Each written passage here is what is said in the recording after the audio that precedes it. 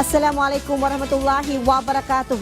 Good evening Luzon, Visayas and Mindanao. I am Princess Habiba Saripaudak from Radyo Pilipinas. Welcome to Balitang Pambansa. Tonight's headlines. President Ferdinand Marcos Jr. served as the guest of honor in the graduation rites of the Philippine National Police Academy, or the PNPA, wherein he urged future police officers to always prioritize the fulfillment of their duty to the country and the Filipino people. President Ferdinand Marcos Jr. reacts to the results of a recent survey that showed that the chief executive remains the most trusted government official for many Filipinos. Agents of the National Bureau of Investigation, or NBI, arrested a suspected spy just right outside the office of the Commission on Elections, or COMELEC. On top of the news, President Ferdinand Marcos Jr. assumed his role and duties as Commander-in-Chief of the Armed Forces and Law Enforcement earlier today to assist in congratulating and officially declaring the country's newest batch of law enforcement officers. PTV senior correspondent Kenneth Paciente has more on the graduation ceremonies of PNPA class in Aglawin in this report. Following the graduation of over 200 cadets of PNPA Sinaglawin class of 2025 led by President Ferdinand R. Marcos Jr., he urged the graduates to continue to stand firm in their sworn duty. He said they don't need to be perfect, but he encouraged them to make the people feel the presence of police officers who are ready to protect and keep communities safe. Sa mundo natin ngayon, madalas pinagtatalunan ang katotohanan at madaling maligaw ang katapatan. Hinihiling ko sa inyo, piliin ang marangal kahit walang parangal at ang panindigan na tama kahit walang nakakakita. My dear officers, this country will never ask you to be perfect, but it will ask you to be present. Be there. Let our people feel your presence, feel the presence of their law enforcers, feel the presence of the law. He also encouraged the graduates to serve faithfully, fulfill their promises and responsibilities, and more firmly stand by their beliefs, even if there comes a time, he said, when their principles are put to the test. There will be times when ideals and reality will seem to pull you in different directions. There will be moments that will test your principles and your convictions. But whenever those days come and doubts creep in, remember who you are and why you chose this path. The president also conveyed his congratulations to the graduates and their families for overcoming challenges and for their determination to graduate. Among the over 200 graduates, Cadet Mark Joseph Vito from Oriental, Mindoro was declared class valedictorian. I'm challenging myself to exceed the expectation of the Filipino people. And of course, I feel excited that after 4 years, I will now be serving as a police officer for our Filipino people. Cadet Christine Asidre, who hails from Leyte, placed second. It boils down to managing both your academics and tactics, because in the academy, you can't only be academically proficient, but you also have to be tactically proficient. They are happy that after 4 years of sacrifice, they will now have the opportunity to serve the nation. They assured that despite incidents involving some police officers, they will serve with excellence and integrity. Those lessons, values, and principles we will be carrying once we step outside the portals of this academy and be serving as police officers with dignity and integrity. From PTV Manila, Kenneth Paciente, Balitang Pambansa. It certainly was a piece of welcome news he could use to push him on amidst all the political noise and tasked with the nation's most difficult job. Results of the latest major pollster survey indicate the people's trust and confidence in him are still intact. Our Harley Valbuena tells us more on the president getting his mojo back after seeing the latest Octa survey results. Well, it just validates that what we are doing, that people are now beginning to understand what we have been trying to do for the last 2.5, almost 3 years. This is the reaction of President Ferdinand R. Marcos Jr. on the tugon ng masa survey of Octa Research, where he remains as the most trusted government official. In the survey, 6 out of 10 Filipinos, or 60%, said they firmly trust President Marcos Jr. 59% meanwhile are satisfied with his performance. The chief executive said this shows progress, which inspires him even more. So it continues to inspire me because it shows that we're making progress. And that's always good to know. Some Filipinos also commended the administration's programs for the poor. Sana po pagpatuloy pa rin po yung sa mga poor piece, yung ganun, dire-diretso lang po yung pagtulong tsaka sa DSWD para po matugunan din po namin yung mga paghihirap po namin para sa mga anak namin tsaka sa pag-aaral. Para sa akin po, siguro kung talagang matutuloy niya yung sinasabi niyang bababa yung per kilo ng bigas na sinasabi niyang umpisa pa lang naupo niya, sabi niya 20 pesos per kilo. Siguro malaking bagay po yung para sa mga mahihirap na katulad namin. Octa Research Fellow Dr. Guido David added, the survey proves majority of Filipinos are still happy with the leadership of President Marcos Jr. 60% of Filipinos trust the President Bongbong Marcos. Ayon sa mga sa mga tinanong natin sa mga kababayan natin, majority still trust and masaya, satisfied sa performance ng Pangulo. Moreover, Malacanang noted that despite the political noise and the attempts to discredit the government, Filipinos are still focused on the bigger achievements of the administration. The palace therefore assured to enhance further the programs against hunger and poverty, such as the 20 pesos per kilo rice project, Walang Gutom program of DSWD, Pantawid Pamilyang Pilipino program or 4Ps, and feeding programs in schools. Dahil mahalaga po ang kapakanan ng taong bayan kay Pangulong Marcos, papaluwigin pa po ang mga programa para matugunan po ang mga isyu patungkol po sa kahirapan at kagutuman. From PTV, Harley Valbena for Balitang Pambansa. The Department of Agriculture, or DA, continues to roll out its Kadiwan Pangulo program, offering very affordable basic goods in Quezon City, Parañaque, Valenzuela, Manila, and Malabon. Kadiwa centers open daily at 8 a.m. and operate until supplies last, selling well-milled rice at 35 pesos per kilo alongside other affordable products such as meat, fish, eggs, and vegetables. The DA also maintains regular price monitoring under its Bantay Presyo program to ensure fair market rates across the country. House leaders are pushing to expand the Marcos administration's 20 pesos per kilo rice program to benefit more Filipinos nationwide. Representative El Rey Villapuerte proposed enhancing the Masagana rice program by providing farmers with 40,000 pesos per hectare in pre-planting aid in exchange for selling rice to the government at 9 pesos per kilo.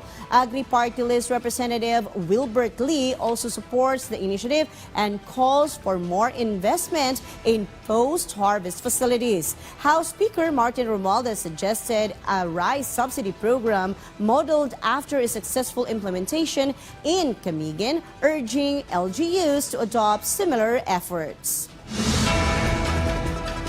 On the other news, the Department of Budget and Management, or the DBM, is collaborating with the private sector like the Republic Asia for its Pay It Forward program. The program aims to provide internet connection and devices to schools and students in Marawi City. The DBM is continuously coordinating with the Department of Education, or DepEd, to give devices for better internet connection in Cebu. DBM believes that through this initiative under the administration's digitalization program, the education sector in remote areas will be improved. Meanwhile, the Department of Labor and Employment, or DOLE, is all set for the celebration of Labor Day on May 1. DOLE will offer over 200,000 jobs, and these opportunities are from the sectors of manufacturing, retail, BPO, food and service activities, and financial or insurance industries. According to Labor Department, the jobs fair will be held at nearly 70 sites throughout the Philippines. Job seekers are advised to visit the official website and social media pages of Peso and Dollar regional and field offices in their area for details and list of venues of job fairs. Raising serious concerns over potential surveillance activities near a key democratic institution, the National Bureau of Investigation, or the NBI, arrested a Chinese national and confiscated spy devices from his vehicle parked just outside the Commission on Elections, or COMELEC, main office in Manila over alleged violations of the espionage law. PTV's Luisa Irispe has the story. I'm placing you under arrest. 现在是说跟你逮捕你 for alleged violations of the espionage law, the Data Privacy Act, in relation to our cybercrime law. A suspected Chinese spy was nabbed by the National Bureau of Investigation in front of the office of the Commission on Elections today. Inside his SUV was a device called an IMSI catcher, which collects texts, calls, and other digital information within a range of 500 meters to 3 kilometers. That's why the NBI immediately arrested a spy once the news reached the main office of the COMELEC. Meron siyang gadget na tinatawag natin IMSI catcher. Kaya nitong higupin sa distansya na 500 meters to 3 kilometers lahat ng aktibong mobile gadget na gumagana. And as we speak, nahihigop nito ngayon yung ating messaging, yung ating content. But aside from the alleged espionage, the NBI is also worried the device might have captured election data from the COMELEC, considering local absentee voting is ongoing and there are at least 2 weeks before the date of the election. Naalarma na kami dahil nandito na nga sa ganitong pasilidad. They are obtaining critical information, sensitive information, patungkol sa trabaho ng ating opisinang nasasakupan nito ngayon. Ang location niya dito ngayon ay maraming government offices, no? Hindi natin sigurado kung ano na nakuha niyang information, but we are subjecting this to cyber forensic examination. But the Chinese national denied the allegations and said he is not even the owner of the vehicle and that he has been staying in the Philippines for about 5 days as a tourist. What is this device for, sir? How long have you been in the Philippines? 5 days. The Chinese national will face charges of violations of espionage law, Data Privacy Act, and cybercrime law. He will remain in the custody of the NBI. Meanwhile, according to COMELEC Chairman George Erwin Garcia, he believes they haven't monitored any kind of data breach within their network yet. Moreover, there is no election data stored inside the main office. From People's Television Network Manila, Luisa Irispe, Balitang Pambansa. On the other news, the modernization of Philippine Institute of Volcanology and Seismology, or the Fivox, marks a significant step towards enhancing the country's disaster preparedness, with plans to expand monitoring stations, increase its pool of experts as it aims to better safeguard communities and minimize the impact of natural disasters. PTV's Rod Lagusa tells us more. Following the periodic eruption of Bulusan volcano, Fivox stressed the possibility of another eruption occurring in the coming days. Because of this, the agency is strictly reminding the public not to enter the 4-kilometer danger zone. The volcano is currently under alert level 1. However, Fivox Director Teresito Bacolcol explained that even if the volcano is alert level 0, another periodic eruption could still happen. Fivox recorded around 89 volcanic earthquakes over the past 24 hours. Yung volcanic earthquakes ay indikasyon yan na may gumagalaw na magma o di kaya hydrothermal fluids. Pero hindi naman ibig sabihin na puputok agad. Pero kapag marami na, pwede itong maging precursor ng isang volcanic eruption. On the part of Office of Civil Defense, 4 towns in Sorsogon were affected by ashfall, impacting around 27,000 individuals. Based on the agency's data, 19 families are in evacuation centers. The OCD has coordinated with the provincial government, the local disaster risk reduction management office, and the Bureau of Fire Protection to conduct flashing operations on the streets. Dahil nagdudulot po ito ng low visibility kapag nadadaanan ng mga sasakyan, at upang makaiwas tayo sa dagdag pinsala na maaaring maidulot ng traffic accidents, minabuti po ng ating Bureau of Fire na bugahan ng tubig ang mga ashfall na ito. Bukod po dito, ang atin pong DSWD ay nakapagbigay na rin po ng 20,000 food packs sa mga affected families, at meron din po silang mahigit 200,000 food packs na nakahanda pong i-deploy. The OCD has also distributed face masks, and in case of another eruption, additional evacuation centers are already set up and prepped. Meanwhile, in relation to monitoring volcanic activity, faster disseminations of information or warnings to the public about volcanic eruptions, earthquakes or tsunamis is expected following the signing of Fivox Modernization Act by President Ferdinand R. Marcos Jr. According to Fivox Director Teresito Bacolcol, the agency needs 300 seismic stations, but right now it only has 123. Also, this will help augment the agency's monitoring equipment for volcanoes. Of the country's 24 active volcanoes, only 10 are currently being monitored, with only 2, Taal and Ngayon, having complete monitoring systems. With the passage of this Fivox Modernization Act, at least yung 6 most active volcanoes will have complete monitoring equipment, and the rest will have at least the minimum requirement for monitoring volcanoes. Bacolcol also said that having a centralized data center will help integrate seismic, volcano, and tsunami data in real time, along with modern laboratory for real-time data analysis. From PTV Manila, Rod Lagusad, Balitang Pambansa. Senators welcomed the filing of human trafficking charges against those linked to Pogos. Senator Sherwin Gatchalian said it shows government's commitment to justice and warned that abusers of power will be held accountable. He also urged former spokesperson Harry Roque to face the accusations being hurled against him. The move reflects the government's continued efforts to address crimes associated with Pogos.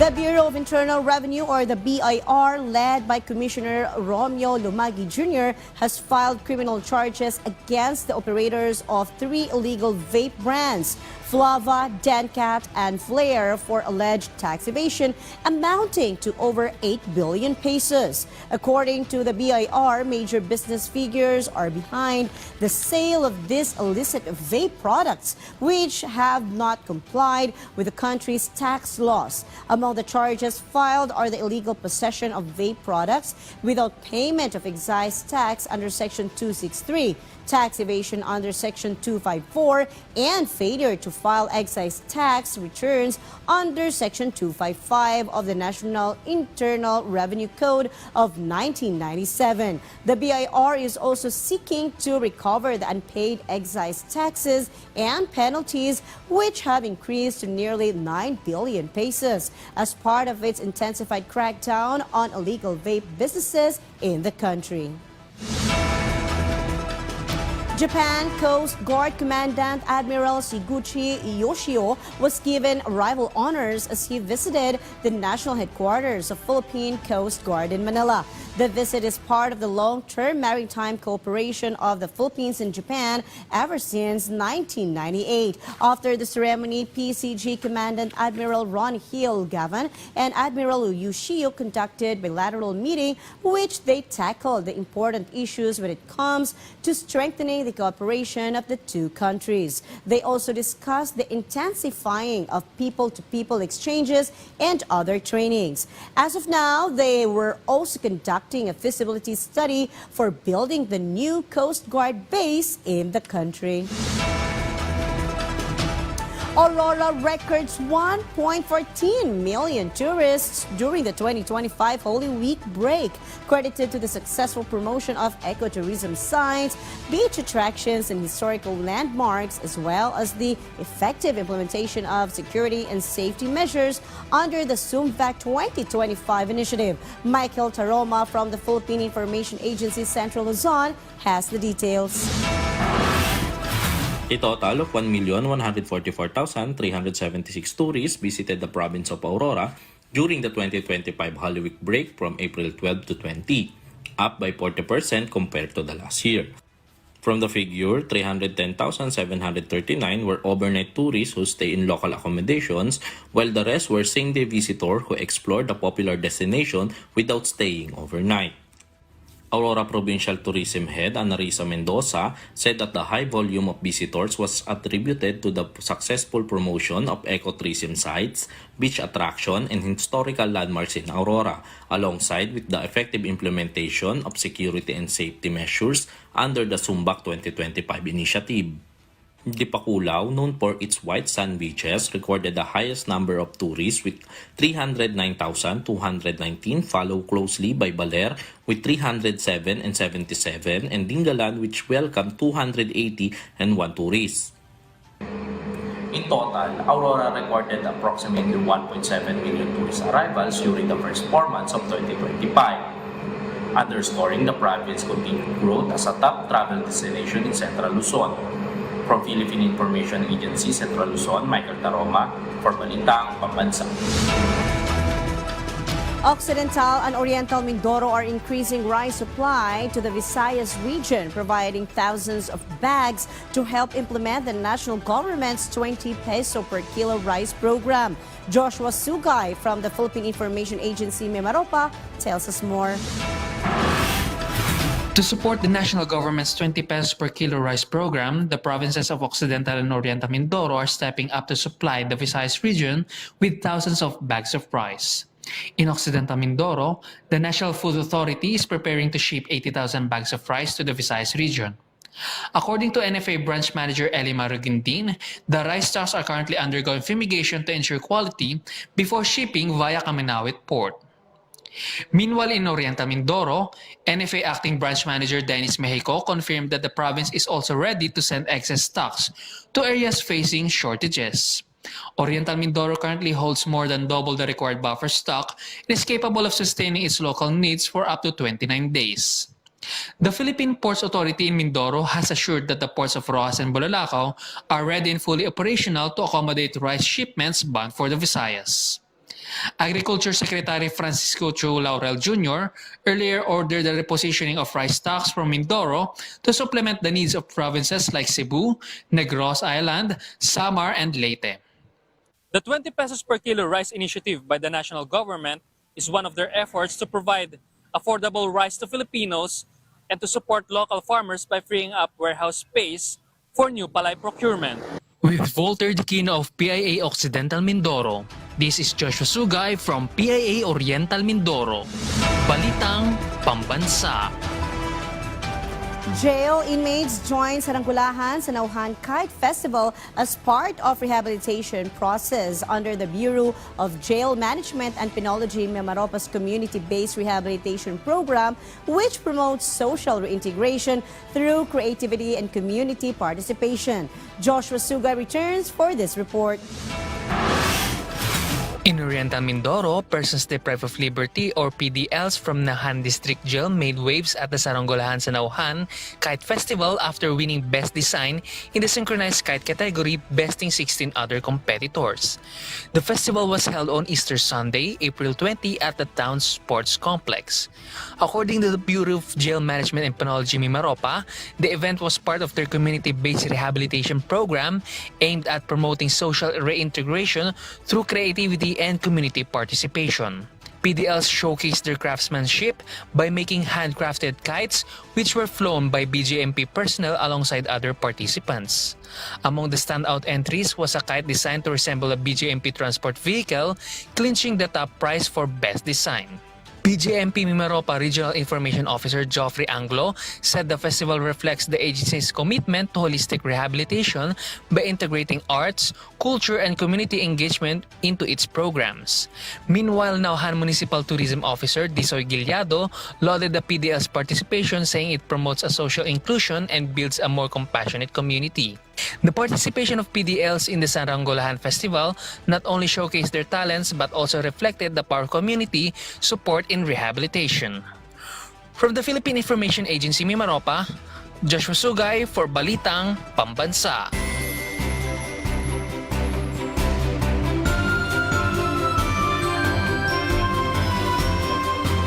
For our weather update, more areas in the country will be experiencing hotter temperatures tomorrow, April 30, with the heat index reaching as high as 47 degrees Celsius. According to Pagasa, Dagupan City in Pangasinan is expected to reach a 47 degrees Celsius heat index, while Baler in Batanes may experience up to a 46 degrees Celsius heat index. A heat index of 43 degrees Celsius will be experienced in Bacnotan, La Union, Subic Bay, Olongapo City, Sangley Point, Cavite City, Coyo, Palawan, and Camarines Sur. Other areas that will experience a 42 degrees Celsius heat index include Manila or Metro Manila, Isabela, Zambales, Pampanga, Batangas, Occidental Mindoro, Camarines Norte, Albay, Masbate City, and Capiz.